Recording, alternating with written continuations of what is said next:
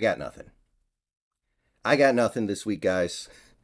I'm gonna try, but yeah, I don't know what to say about this one, guys. You're going into Arrowhead, a place that you have historically been awful in.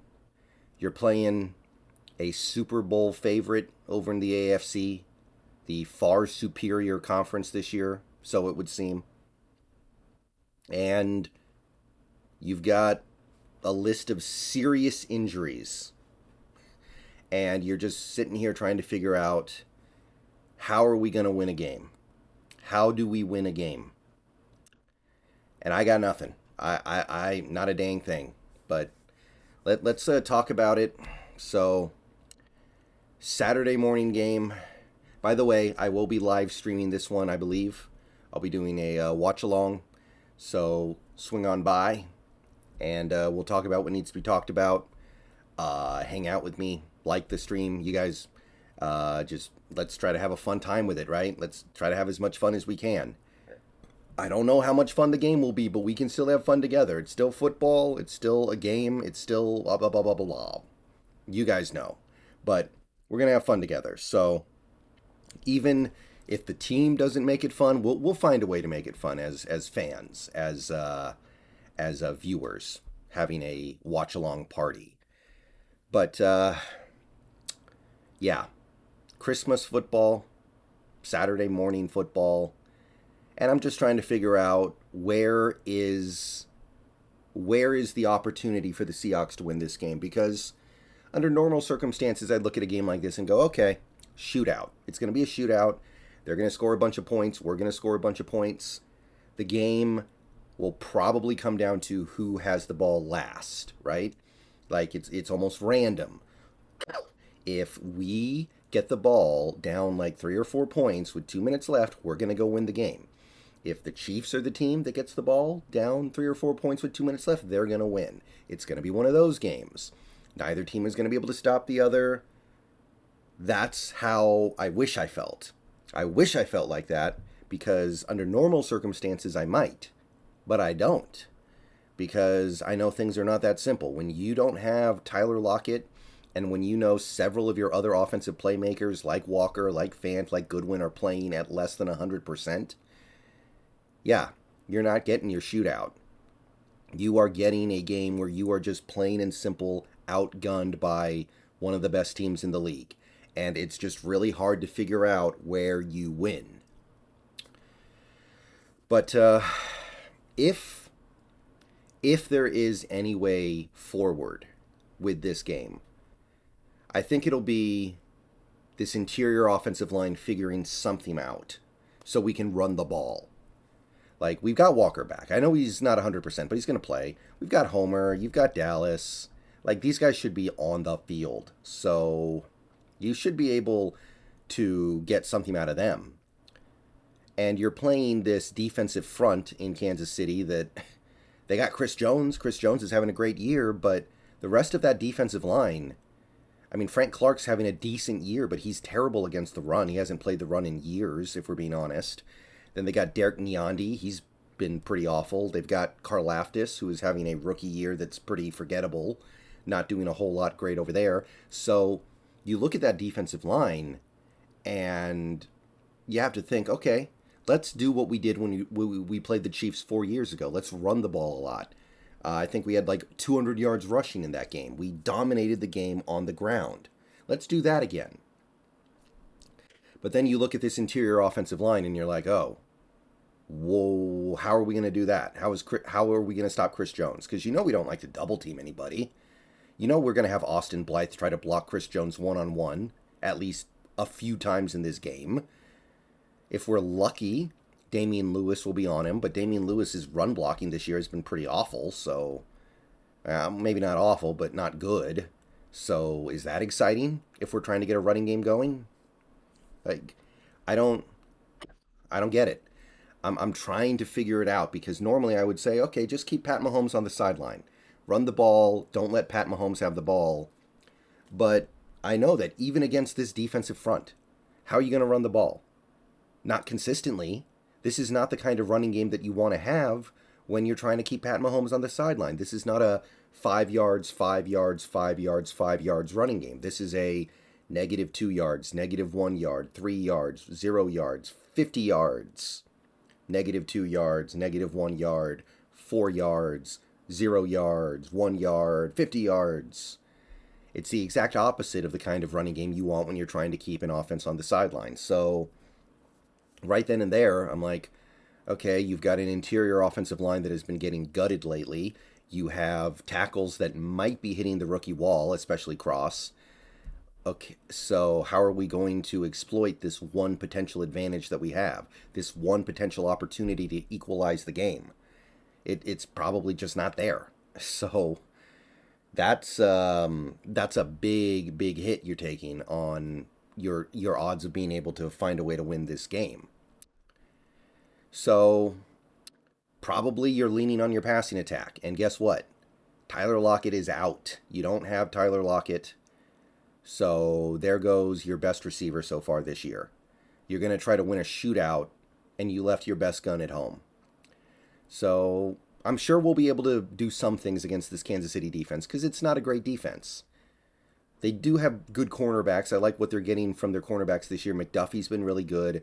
Snead Jr., whatever his name is, has been good. They're getting good play out of their secondary in general, I feel like. But I do think that Geno will find a way to get some stuff going. Going to find some stuff to Metcalf. Going to find some stuff to his tight ends. There is going to be some production here. I'm not saying that I think Geno's going to play a bad game. I'm not that worried about the conditions. I think they'll find a way to play through those conditions and produce something. But something is not going to cut it against these Chiefs. And I say that even knowing what kind of weather this game is going to be, because this Kansas City offense is used to playing in conditions like this. Maybe not this extreme, but it gets brutal in Arrowhead every year, and they continue to find ways to produce. So right away, I'm doing it again. I'm looking at this offense and I'm going, hey, Geno, we know you're making backup money. We know that you're a career backup. We know that we were supposed to have a robust offense built around you, but you're going to have to do everything again. You're going to just have to do everything, and you don't have Lockett. You've got Derek Young probably playing a big role in this game, who has 0 career NFL catches. You've got Penny Hart, the walking meme, probably out there a little bit. I don't know. It's not good. But you're going to have to, you're just going to have to put the team on your back. And if we want to win this game, he's going to have to explode. And he's going to have to do it down his best receiver. So right then and there, I say that's kind of unfair, isn't it? It's kind of unfair to say, hey, Geno, we need you to be perfect. We need you to overcome all this nonsense, all this garbage. And I'd like to say that I think this offense can find some balance this week. It would be just like them to find balance this week after so many weeks of not having any. But I certainly don't have any reason to have any faith in it. I think we'll score. I think Geno will have a good game. I think that Metcalf will have a good game. I think that we'll find a little bit of a running game, but it's not going to be consistent enough to do what we need to do. So I think the offense is going to produce, but I don't think they're going to explode. And therein lies the problem, because then you look at the other side of the ball. That's the side of the ball that's actually just bad. And we're playing a really good offensive line. This whole Chiefs offensive line, with the potential exception of the right tackle, playing really well this year. Orlando Brown, Joe Thuney, Creed Humphrey, the Ohio State guy they've got at right guard. I can't remember his name, but he's been playing really well for them as well. It's not hard to play right guard for that offense in general anyway, by the way. But it's a great offensive line, and we've barely been able to touch quarterbacks lately. The only quarterback we've gotten to in the last couple of months, basically, has been John Wolford. Got to John Wolford a little bit, but for the most part, we don't touch quarterbacks. And we don't have the players, we don't have whatever it is that allows us to cook up something exotic, right?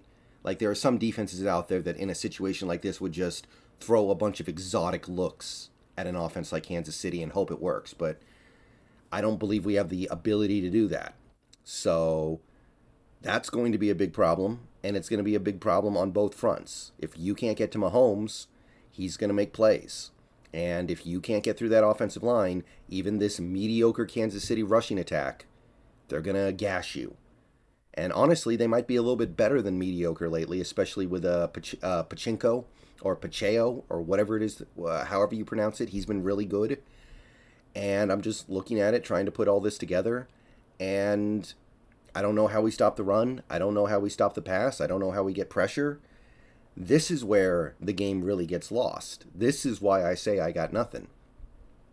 The only thing that can stop this Chiefs team is the weather. And quite frankly, I don't think that's a realistic possibility given the fact that this Chiefs team is playing at home and they're used to extreme conditions in Arrowhead sometimes. Just like how Aaron Rodgers and Brett Favre got used to playing in the snow in Green Bay, and they play these snow games where they still throw up 40-plus points because they're used to it. So I don't see how that helps us. I'm just trying to figure out where something good can happen. You don't even have Ryan Neal. Like, Ryan Neal was a guy who maybe you would have sicked on Travis Kelce and hoped for the best. We did that 4 years ago when we played Kansas City, kind of, and it actually worked. We threw, might have been Deshaun Shed at Kelce, and it actually worked fairly well. You don't have Ryan Neal this week. You've got Jonathan Abram, who can't cover. Well, that's great against a team like Kansas City, right? No, you want Abram against a team like the 49ers. I don't want him against a team like the Chiefs. You've got Teez Tabor, and I don't really know what he is. You've got, I don't know, you move Kobe Bryant to safety for a game. I don't know what you do. I really don't. And you've got Noel Woods. So whatever little scrap of run defense you still have, forget about it. Not going to work. You've got nobody on your defensive line who's bigger than 315 pounds. Like Poona Ford's your biggest defensive lineman, I think. He's the closest thing you got to a nose tackle. And you picked up a defensive lineman this week, but 305 pounds, that's not really helping the girth situation. So I'm just trying to figure it out. During the week, I kind of thought to myself, the Chiefs matchup is a little bit better than the Niners matchup, right? I'd rather play the Chiefs than the Niners, but as the game has gotten closer over the past few days and I've thought about it, I'm like, no, that's definitely not true. That's not the case at all. And then I realized, you know what? It doesn't matter because this defense is so bad.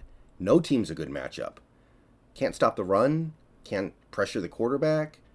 About the only thing our defense does well is our cornerbacks are good. Woolen and Jackson. But guess what? This Kansas City team is perfectly happy to spam the ball to Travis Kelce all game. I just hope we're smart enough to not try to put Jordan Brooks in coverage on Travis Kelce.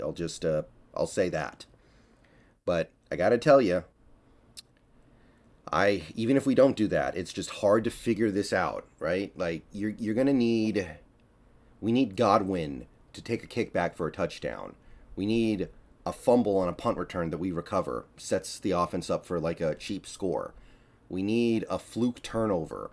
We need Pat Mahomes to do what he did against Denver and just decide, I'm going to sling the ball around like crazy and just see what happens. And there's no reason for him to need to do anything like that. You're going to need a happy accident. That's the only thing I can say about this game. I'm sorry, guys. I tried to find the positivity here. I found a little bit of positivity last week against the Niners.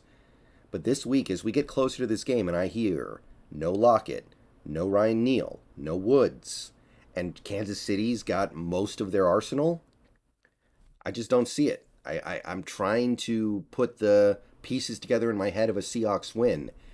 And the Seahawks wins that I see involve a kick return for a touchdown, a fluke fumble return for a touchdown, or multiple kind of weird fluky turnovers that just flip the game. And hey, that stuff happens in the NFL all the time, and that's why I am going to definitely tune in and hope for the best on this Saturday morning. But yeah, I'm not super optimistic about any of it right now. All I can say is that they play the game for a reason.